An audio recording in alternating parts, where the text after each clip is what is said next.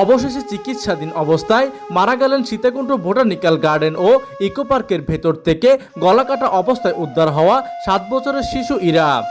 মঙ্গলবার 3রা মার্চ ভোরে Chittagong medical college চমেক হাসপাতালের নিবিড় পরিচর্যা কেন্দ্রে আইসিইউতে তার মৃত্যু হয়। চিকিৎসকরা জানিয়েছেন ধর্ষণের শিকার হয়েছিলেন ভুক্তভোগী। এর আগে গত রোববার 1 মার্চ রাতে শিশুটির গলায় অস্ত্রোপচার করা হয়েছিল।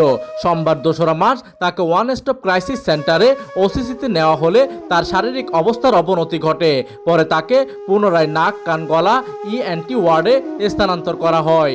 মৃত্যুর বিষয়টি গণমাধ্যমকে নিশ্চিত করেছেন চমেক হাসপাতালে কর্মরত চট্টগ্রাম জেলা পুলিশের উপপরিদর্শক এসআই আলাউদ্দিন তালুকদার।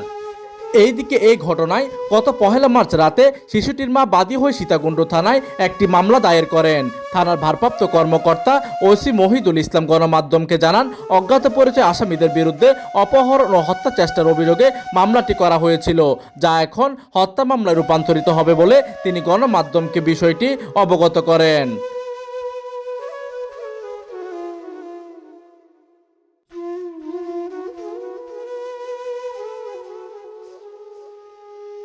গত সোমবার সকালে সীতাকুণ্ড পৌর সদরের ইকো পার্কের দুর্গম পাহাড়ি এলাকা থেকে শিশুটিকে উদ্ধার করা হয়। প্রতিনিধির তথ্য ও পাঠানো চিত্রে ডেস্ক নিউজ, দিগন্তের বার্তা 24, চট্টগ্রাম।